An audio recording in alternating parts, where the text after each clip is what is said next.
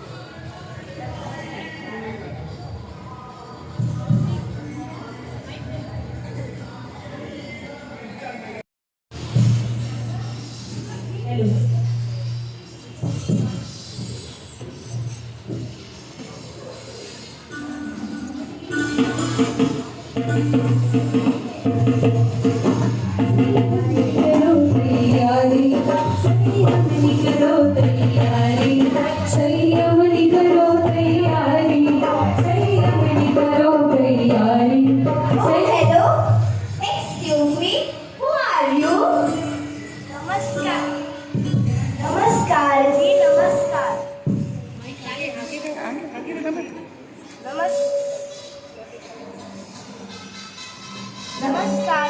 Hello hello जी। नमस्कार जी, नमस्कार। मेरा नाम मुन्नी अम्मा जी। डॉक्टर चिन्नप्पा, पेरियप्पा, कंदप्पा, रासप्पा, नैन्यप्पा शेट्टी जी। हम बैंगलोर से शताब्दी एक्सप्रेस में चेन्नई आया थी।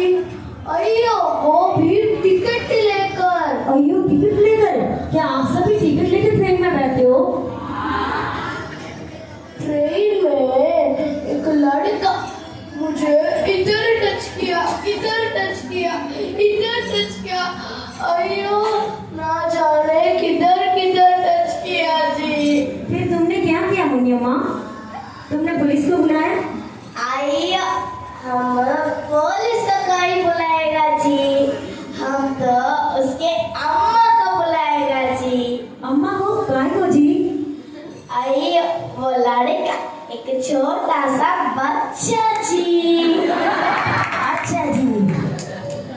और तुमको पता जी, हम एक सेठानी के घर पे काम करता। वहाँ पे हमारा सेठानी और हमारा बेबी बहुत अच्छा जी। वो बेबी पर उसके एक फ्रेंड ने केस डाल दिया जी। हमको तो बहुत टेंशन होता जी।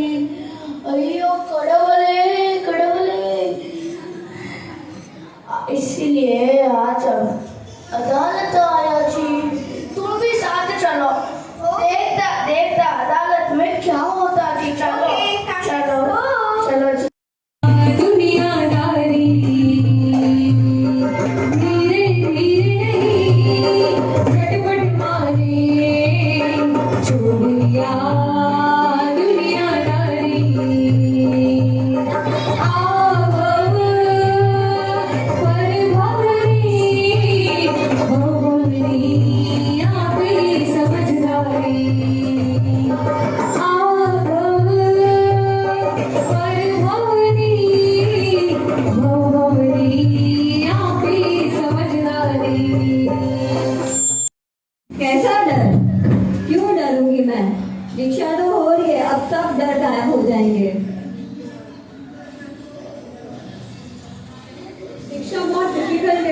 वहाँ पे आपको सब कुछ छोड़ के जाना पड़ेगा।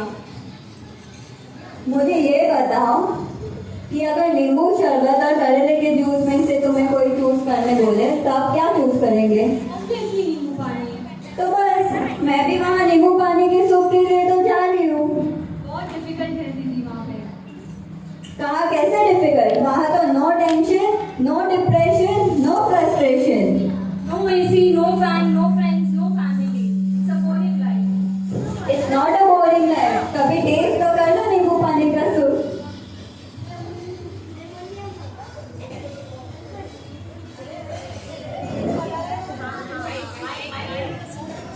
अरे अरे मेहंदी तो ठीक से लगा रहे थे ना, अच्छे से निकालना मेहंदी। अरे कल के कपड़े का भगोड़ा का क्या हुआ? अरे 2 मिनट बस, अभी कबर्ड में रखे थे, अभी 2 मिनट में लेके आए। क्या देखने थे मुझे? हाँ 2 मिनट। इसका मैचिंग वगैरह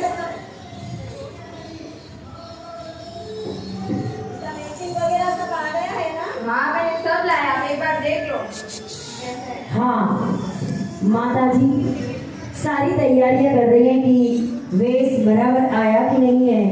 हाँ अच्छा है। और मैचिंग वगैरह सब साथ में ही छोड़ देना। हाँ मैंने सब ज्वेलरी सब ला रही हूँ।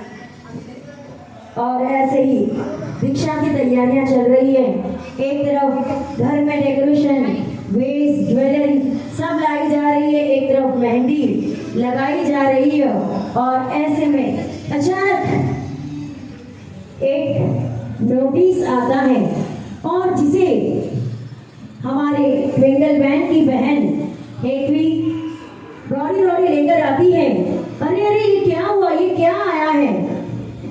अरे दीदी, आपको पता है नोटिस आया है? कौन सा नोटिस? वो भी कोर्ट से आया है। कोई क्या? क्या? मुझ पे नोटिस कोर्ट से? हाँ कोई एडवोकेट भाई आए थे, वो देके गए हैं। जरा देखा क्या है उसमें? हाँ 1 मिनट। और जैसे ही नोटिस खोलकर देखते हैं तो सब अचंभित रह जाते हैं। इसमें लिखा है कि दीक्षा रोकने की बात लिखी है।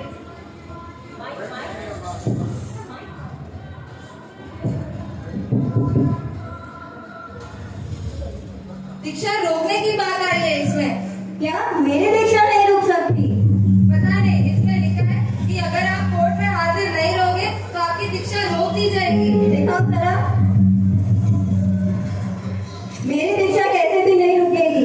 कल कोर्ट में मैं हाजिर हो ही जाऊंगी। और नारायण नारायण। क्या हुआ नारायण?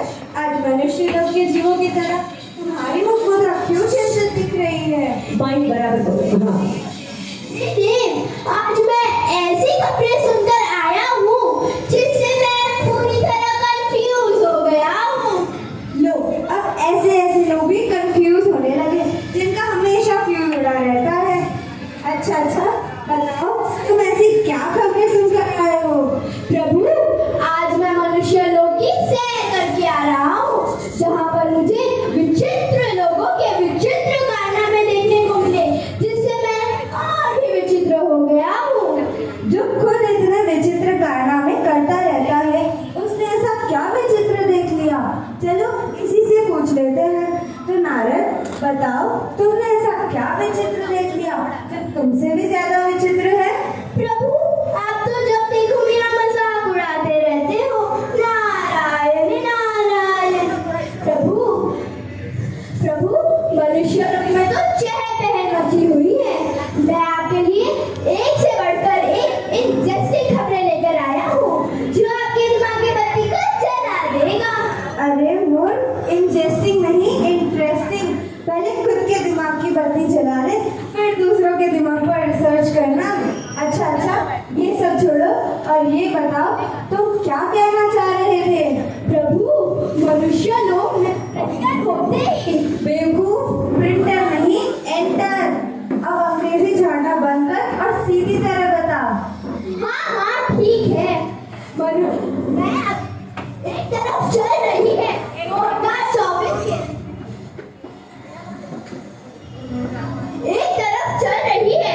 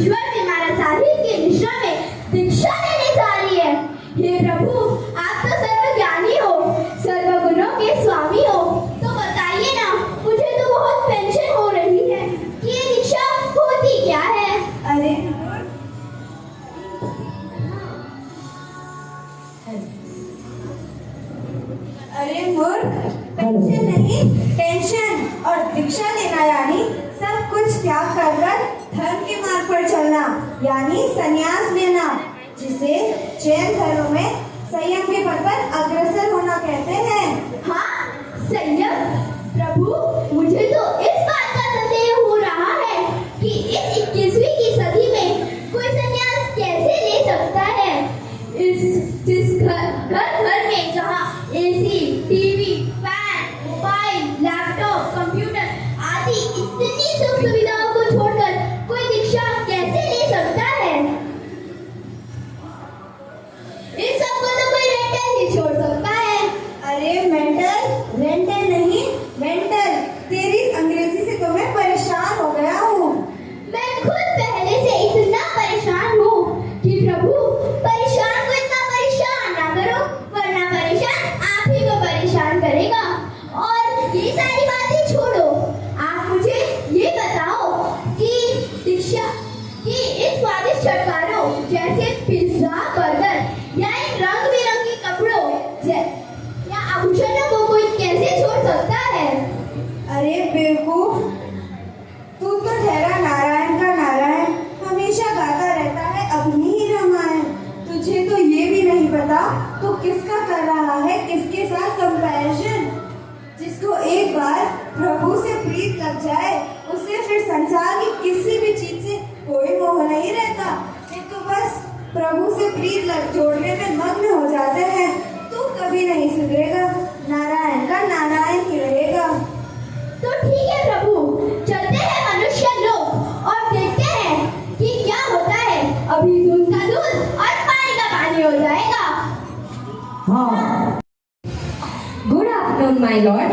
आपकी आज्ञा लेकर यहाँ उपस्थित ट्विंकल बैंड के खिलाफ के केस में मैं आपके साथ में पेश करने की इजाजत चाहती हूँ। इजाजत है।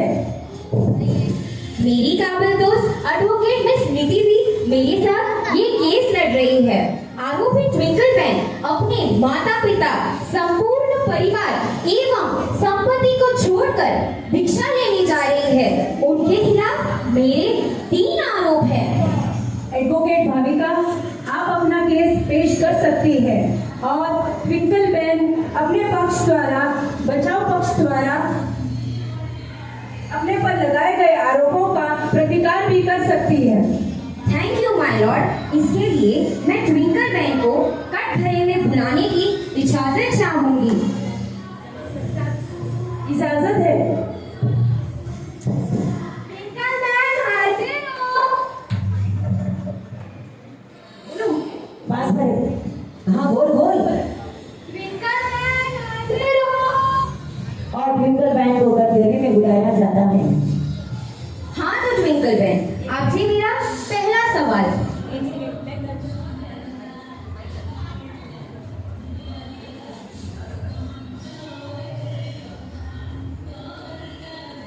मैं तत्पर सूत्रों पर हाथ रखकर कसम खाती हूँ कि मैं जो कहूँगी सच कहूँगी और सच में कहूँगी। हाँ तो ट्विंकल बैंड, आपसे मेरा पहला सवाल। आरोपी ट्विंकल बैंड, मैं आपसे ये पूछना चाहती हूँ। Objection my Lord. मेरे काबिल दोस्त जो बार बार मेरे क्लाइंट को आरोपी शब्द से संबोधित कर रहे हैं, वह सरासर गलत है, क्योंकि अभी तक मेरी क्लाइंट आरोपी साबित नहीं हुई है। Okay my Lord. हाँ तो ट्विंकल बैंड, आपसे मेरा पहला सवाल। क्या ये सच बात है कि आप अपने माता पिता को छोड़कर साधु बनने जा रही हैं? बताइए कोर्ट को। जी हाँ। अच्छा, तो क्या आप ये मानती हैं कि आपके माता पिता के आप पर अनंत उपकार हैं? जी हाँ, आपकी बात सही है। जैसे हर मानव पर, जैसे हर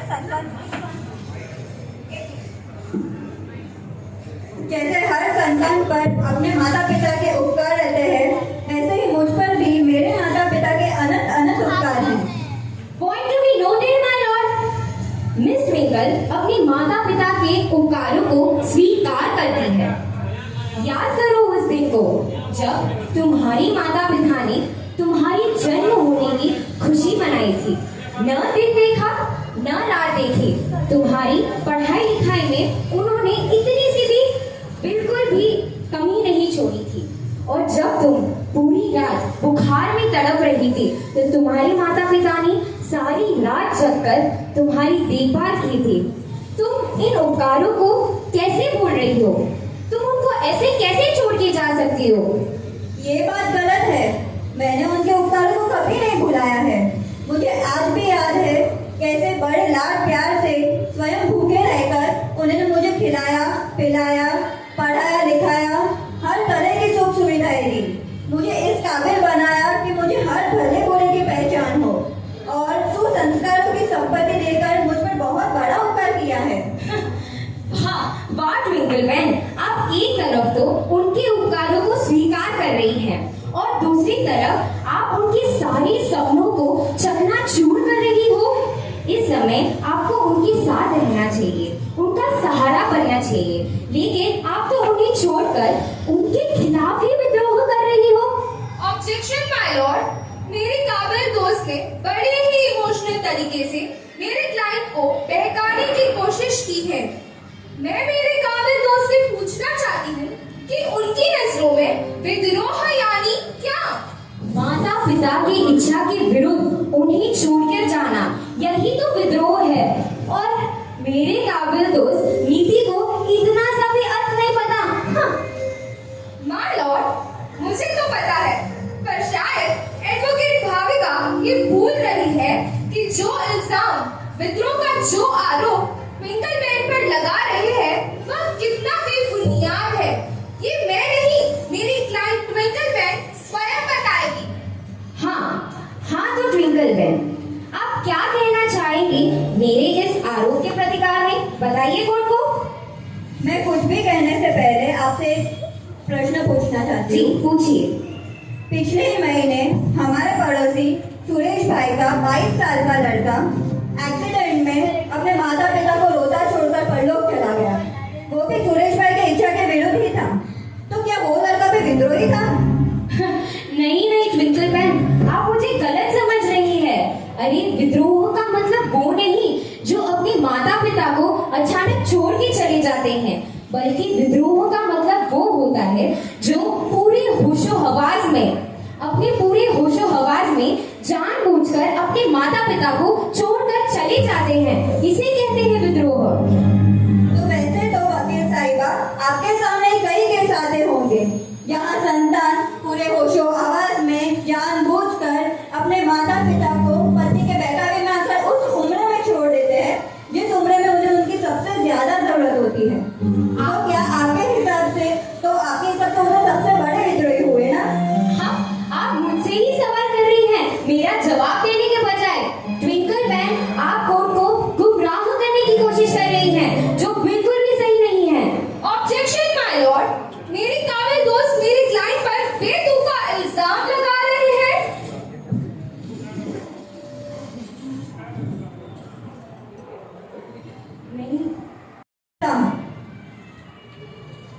एक्सीडेंट होने पर माता पिता को छोड़कर जाए तो एक्सीडेंट होने पर, विभोग होने पर माता पिता को छोड़कर जाए तो वो सब एक्सेप्ट कर लेते हैं। फिर पत्नी के बहकावे में आकर माता पिता को छोड़ दे तो भी ये बराबर है। लेकिन वैराग्य के कारण अगर माता पिता को प्रभु की शरण में छोड़ के जाए तो ये दुनिया क्यों एक्सेप्ट नहीं करती?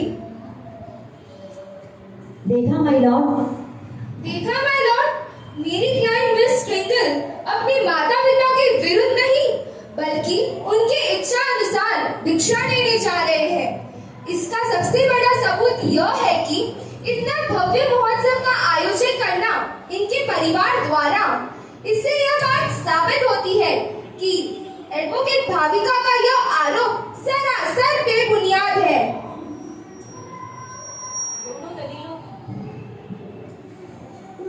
दोनों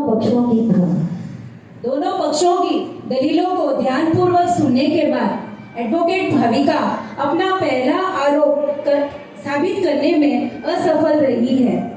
दीक्षाती बहन अपने माता पिता के उपकारों को पूरे सम्मान के साथ स्वीकार करती है, अतः कोर्ट कबूल करती है कि वैराग्य के लिए नहीं परंतु अपने स्वार्थ के लिए अपनी पत्नी के बहकावे में आकर छोड़ सबसे बड़ा विद्रोह है। हाँ, तो इस प्रकार हम सब ने देखा कि पहला आरोप जो ट्विंकल बैंड पर लगा था कि जिस उम्र में माता पिता को उनका साथ चाहिए, I don't understand कि ये best friends हो गए, अपने friend पे ही ठेस जाना। Oh Jesus, where are you? अयो कड़वले, एक काला कोट वाला कौवा कब से कौ कौ करता, कोई झेल नहीं जाता। ऊपर से ये वाइट फ्रॉक वाला गोरा गोरा बेबी बीच में खुश खुश करता। अयो वेंकटेश्वरा, ऊपर से मेरा नाश्ता, सुबह से मुर्गन का इडली नहीं खाया जी। मेरे पेट में इतना दर्द करता जी, साथ में ये मंडवली फ्री फ्री फ्री। अयो अयो, पहले मेरा ऑर्डर ले लो जी। मेरे पेट में मोटा मोटा हाथी दौड़ता जी। पहले मेरा ऑर्डर, 1 डोसा 2 वड़ा 3 इडली 4 पन्यारम 5 पोंगल और 6 उत्तपम। बस बाद में बाकी का ऑर्डर बाद में बताएगा जी। मम्मी अम्मा, stop giving breakfast orders. Sajjad is asking us to maintain silence. So keep quiet now and नीचे बैठो। आइए, ठीक है जी। ये वकील जो कह रहा है वो एकदम वाइट है। अरे मूर्ख, राइट नहीं राइट। और ये जो कह रहा है उसमें तुझे क्या राइट लगता है? आजकल के बच्चे बड़े होने के बाद अपने माता पिता के उपकारों को एक झटके में भुला देते हैं। या तो खुद घर छोड़ के चले जाते हैं या माता पिता को बाहर निकाल फेंकते हैं। ये मनुष्य लोग की क्या अजीब है ये माया। इंसान तो क्या, नारद भी इसे समझ न पाया। नारायण नारायण। अगर एक व्यक्ति के जीवन निर्वाह के लिए रोज का हम 100 रुपए गिने तो एक साधु का एक वर्ष में 36,000 रुपए होता है। और उसके ऊपर से साधु भगवान अपने जीवन में एक पैसा भी नहीं कमाते हैं, बल्कि दीक्षा लेकर आर्थिक बोझ बढ़ाकर मात्र राष्ट्रद्रोह ही करते हैं। आर्थिक बोझ आखिर किस बात का? गाड़ी मोटर का जिसका साधु जीवन में कोई उपयोग नहीं है, फ्लैट बंगले का, कपड़े का कि फिर भोजन का, आखिर किस बात का? ठीक है, माना कि साधु भगवान देश पर आर्थिक बोझ नहीं बढ़ाते हैं, लेकिन माय लॉर्ड, राष्ट्र की जितनी भी उपयोगी चीजें बनती है, जैसे कि गाड़ी, मोटर, बंगला, एसी, रेफ्रिजरेटर, टीवी, मोबाइल, उनमें से कोई भी चीज साधु के लिए अलग से बनानी नहीं पड़ती है। रही बात अनाज और खाने पीने की, तो जिसके घर साधु भगवान भोजनी लेने जाते हैं, वहां पर उनके लिए कुछ भी अलग से बनाना नहीं पड़ता है। जिसके घर में जैसी रसोई बनती है, उसमें से ही थोड़ा थोड़ा लेकर साधु साध्वी भगवान अपना पेट भरते हैं और उत्तम साधना करते हैं। तो फिर राष्ट्र पर आर्थिक बोझ का सवाल ही कहां से उठा? ठीक है, माना कि साधु भगवान देश पर आर्थिक बोझ नहीं बढ़ाते हैं, लेकिन वो जो कुछ भी थोड़ा थोड़ा लेते हैं, उसके बदले देश को क्या देते हैं? वो ऊपर से किसी भी प्रकार का कोई भी टैक्स नहीं भरते हैं। तो गुरु भगवान से राष्ट्र पर क्या ही फायदा हुआ, बताइए हमें। मैं आपसे प्रश्न पूछना चाहती हूँ। आप एडवाइस देते हैं, किसी का केस सुनते हैं और लेक्चर्स में जाते हैं, तो उसका कितना चार्ज? 1 मिनट का चार्ज करते हैं, राइट? ऑफ कोर्स करते हैं। साधु भगवान सबका केस सुनते हैं, सोल्यूशन देते हैं, शिविर ऑर्गेनाइज करते हैं, अनुष्ठान करते हैं, सबको डिप्रेशन से बाहर निकालते हैं, वो भी फ्री में।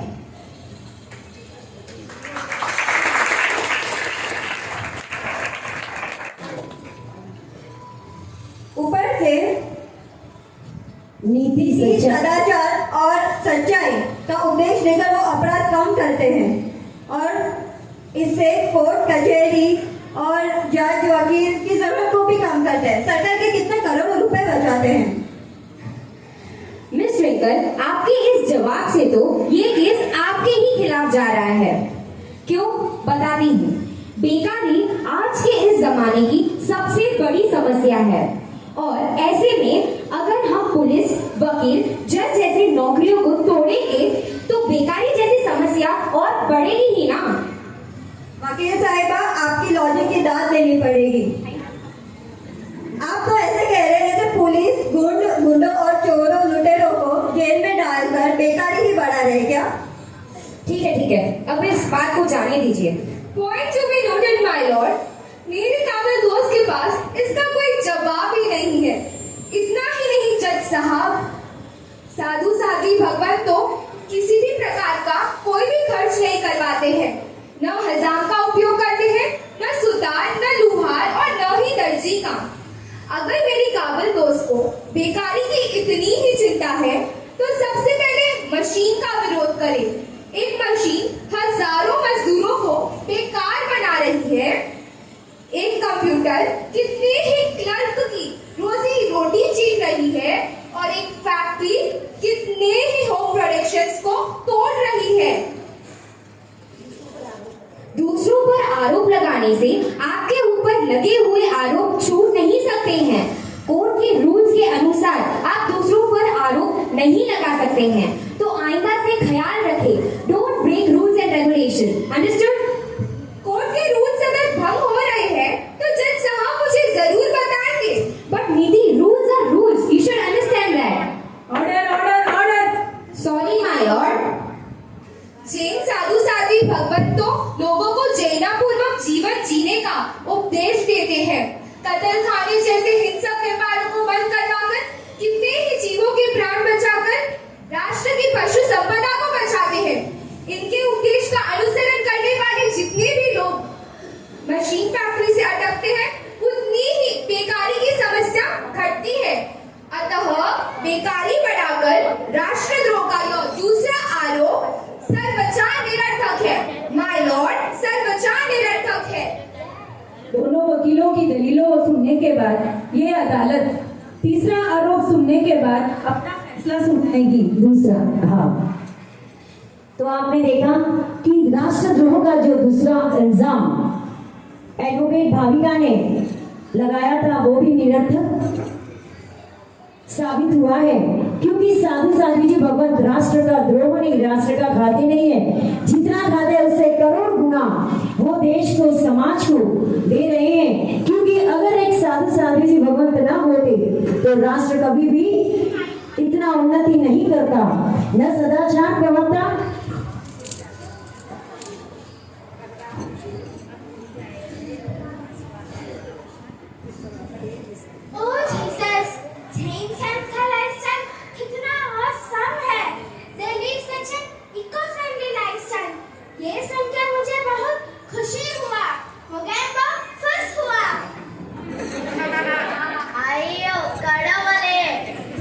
बातें सुनकर हमको ऐसा लगता जी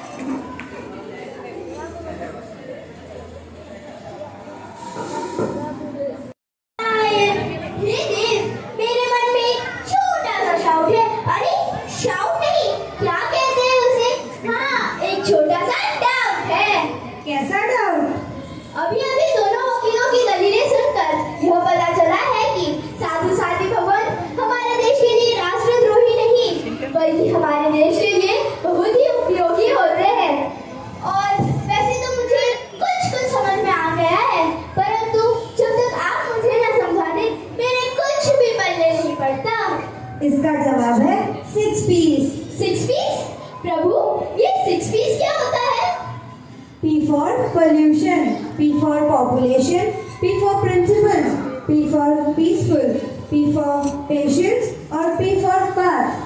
साधु साध्वी भगवान किसी भी वाहन का यूज करके ना ही पोल्यूशन फैलाते हैं और ना ही शादी कर पॉपुलेशन बढ़ाते हैं। भगवान महावीर के प्रिंसिपल्स को लोगों तक पहुंचाते हैं, जो उन्हें पीसफुली जीना सिखाते हैं। जो हर परिस्थिति में पेशेंस अपनाते हैं वही जिंदगी में आगे बढ़ते जाते हैं। यही बात वे हर किसी को सिखाते हैं। वाह प्रभु, ये 6 पीस को समझा कर तो आपने मेरे चक्के ही छुड़ा दिए। नारायण नारायण करके उनकी खुशी के बिना आज्ञा ली है। क्या ये बात सच है? जी नहीं, बिल्कुल गलत है ये। मेरे माता पिता ने खुशी खुशी मुझे संयम मार्ग पर जाने की अनुमति दी है।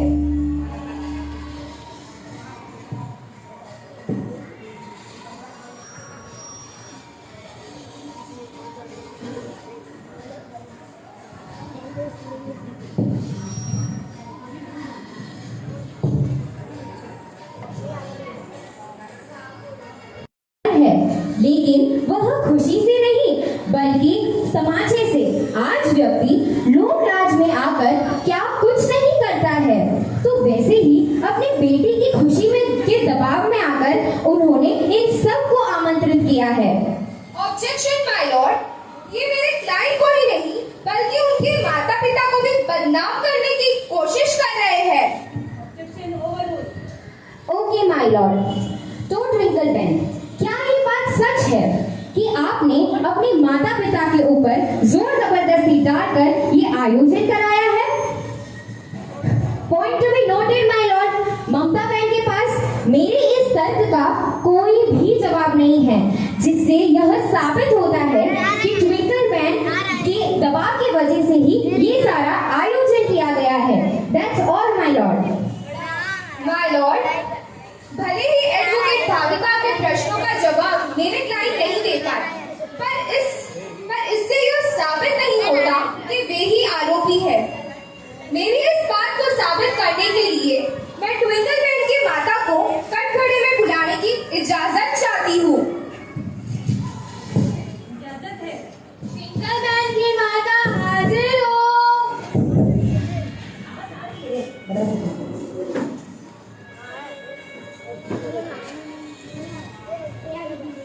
हाँ तो मिस बोहरा, जब ट्विंकल बहन ने अपने घर पे दीक्षा की बात चलाई थी, हाँ, मैं कल्पसूत्र पे हाथ रख के कसम खाती हूँ कि जो भी कहूँगी सच कहूँगी, सच के सिवा कुछ भी नहीं है। क्या आपने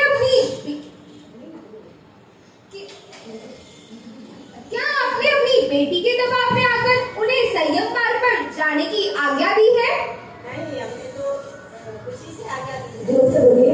हमने खुशी से माइक यहाँ पर रखिए। हमने खुशी से आज्ञा दी है। मेरी गवाहों के जवाबों से यह साफ साफ जाहिर होता है कि ट्विंकल बहन पर लगाए गए आरोप सरासर बेबुनियाद है। हाँ, हाँ तो मिस बोहरा, जब ट्विंकल बहन ने दीक्षा की बात घर पे चलाई थी, तो घर का माहौल कैसा था? सबके चेहरे पर खुशी थी या फिर सबकी आंखों में आंसू थे? जरा बताइए बोर्ड को। सबकी आंखों में आंसू थे।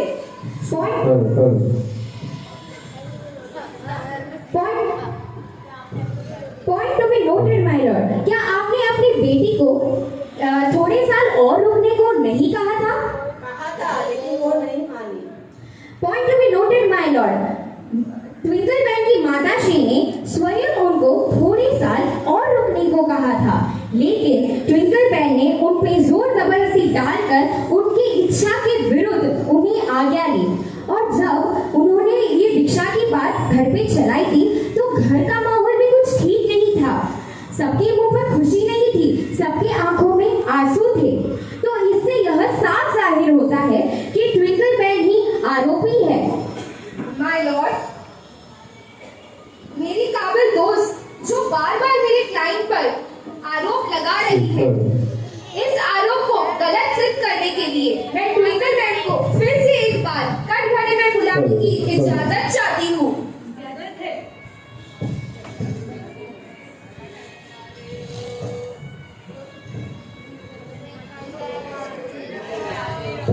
हेलो हेलो ट्विंकल मैम हाजिर हो।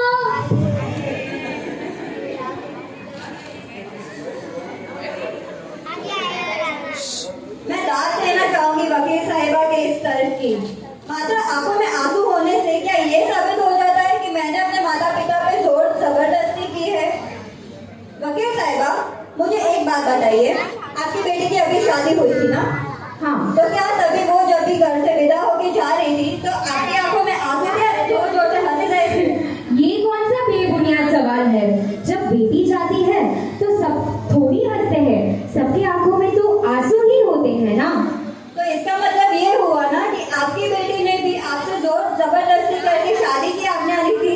नहीं नहीं, अरे नहीं नहीं, हमने तो अपनी बेटी को बड़े ही खुशी से उनको विदा किया था, लेकिन जब बेटी जाती है तो थोड़ा दुख तो होता ही है ना, थोड़े आंसू तो आते ही है ना।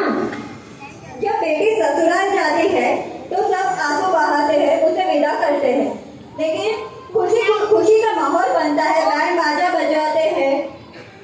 लेकिन जब एक संयमी दीक्षा की बात करता, इतनी सारी शादियां टूट रही है, फिर भी माता पिता अपने संतान की शादी करवाने के लिए उतावले ही होते रहते हैं। लेकिन जब कोई संतान संयम के मार्ग पर जाने के लिए आज्ञा देता है तब पूरी दुनिया उसे रुकावट लाने के लिए पहुंच जाती है। ऐसा क्यों आखिर? क्यों? सब यही तो सबसे अच्छा मार्ग है, सबसे सच्चा मार्ग है, और हम सब की मंजिल तो भी यही है ना। तो फिर क्यों पूरी दुनिया रुकावट डालने आ जाती है? क्यों ये पथ पर सहयोग नहीं मिलता? क्यों आंसू की नदियां बहाई जाती है? खुशी खुशी विदाई देने के बदले क्यों आंसू की नदियां बहाई जाती है? और इसका जवाब किसी के पास नहीं था, क्योंकि सबको पता था कि खुशी खुशी हम बेटी की शादी करते हैं, फिर भी जब विदा होती है तो सबकी आंखों में आंसू होते हैं। तब दुनिया नहीं आती कि आप अपनी बेटी की शादी मत कीजिए। और परंतु जब एक दीक्षा की बात छेड़ती है तो पूरी दुनिया रुकावट डालने आ जाती है।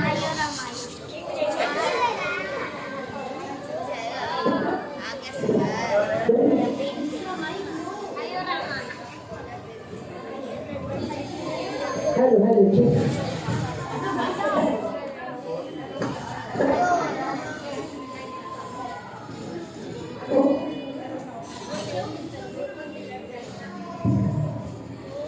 हेलो।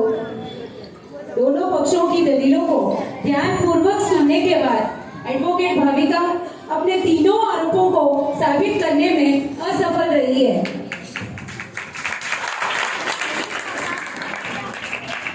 दीक्षा जितना छोटा शब्द है उतना ही गहरा है। मानसिक शांति और अध्यात्म की चाह में ऐसे कई लोग हैं जो साधु साध्वी बनने का फैसला लेते हैं। एक व्यक्ति जब दीक्षा लेता है तो ना सिर्फ संसारिक मोह माया को त्यागता है, बल्कि अपने रसेंद्रियों पर भी विजय प्राप्त करता है और साधना की तरफ बढ़ता है। दीक्षार्थी ट्विंकल बहन को दीक्षा की ढेर सारी शुभकामनाएं। मोक्ष की तरफ निरंतर आप बढ़ती रहे, यही हम सब की मनोकामना है। हाँ, वैसे तो Hey Munyama, looks like Miss Twinkle is going to win this case today. But why is that Choji hanging up? अयो काड़वाले, ये हमारा अम्मा का निशानी थी। जब हम छोटा था, हम बुक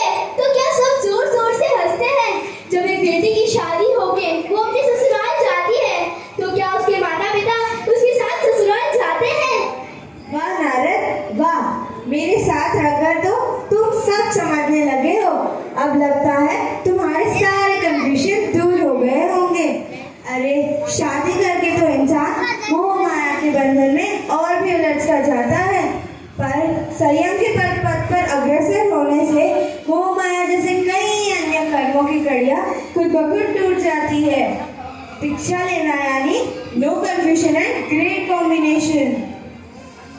बोल। बेस्ट फ्रेंड हूँ, इसके बावजूद मैंने तुम्हारी दीक्षा के अंतिम समय में वो हर कोशिश की है जिससे तुम्हारी दीक्षा रुक जाए। ये केस भी तुम पर डाला, लेकिन वह मेरी मजबूरी थी। मैं ये नहीं चाहती थी कि तुम जैसी चार्टर्ड अकाउंटेंट ब्रिलियंट लड़की जो हर काम में आगे रहती है, जिसमें हर एक क्षेत्र में शोहरत पाने की अपार क्षमता है, वो जाके सन्यासी ले ले। मैं तो ये चाहती थी कि तुम अपनी चार्टर्ड अकाउंटेंट के फील्ड में और आगे बढ़ो और अपने परिवार का, अपने समाज का, अपने देश का नाम रोशन करके अंदर की छुपी हुई प्रतिभा का विकास करो और अपने लक्ष्य को पाने की कोशिश करो। मैं वही कर रही हूँ ना, वही करने जा रही हूँ। अपने सर्वोच्च लक्ष्य मोक्ष को पाने की कोशिश। और प्रतिभा के विकास की बात है तो प्रतिभा के विकास से भी इम्पोर्टेंट है आत्मा का विकास। और साधु पद तो ऐसा पद है जिसके लिए मैं एक नहीं, दो नहीं, 3 बार नहीं, हजारों बार ये डिग्री खुशी खुशी कुर्बान कर दूंगी।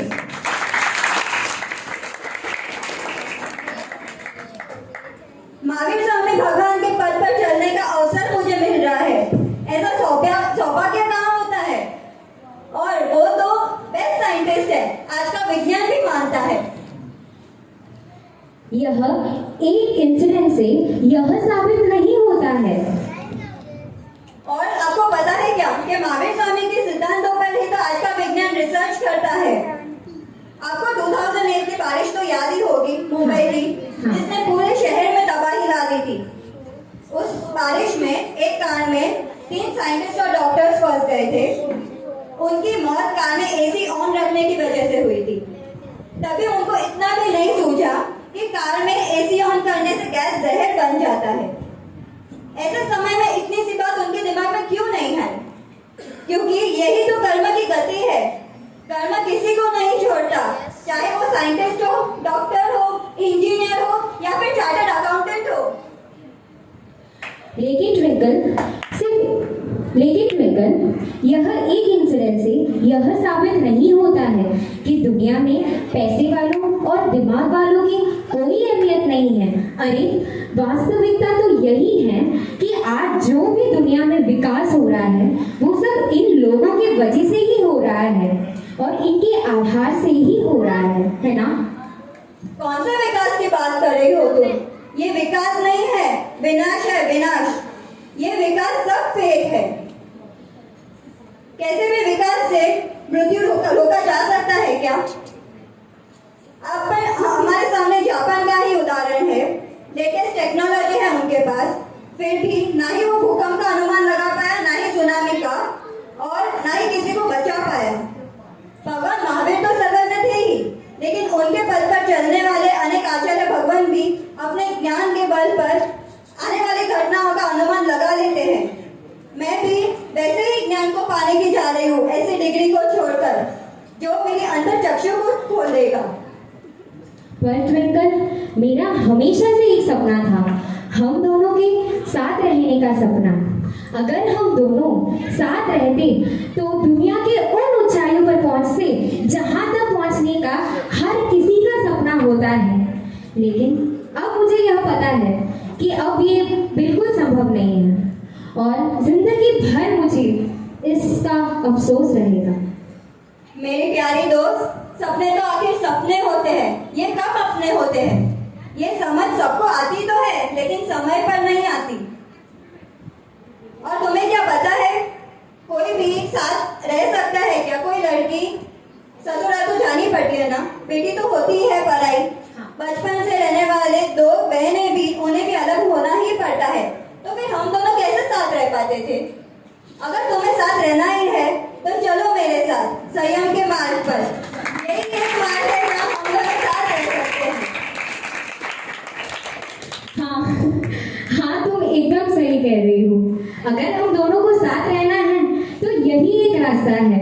मैं तुम्हारी मेरी दोस्ती के स्वार्थ में इतनी स्वार्थी हो गई थी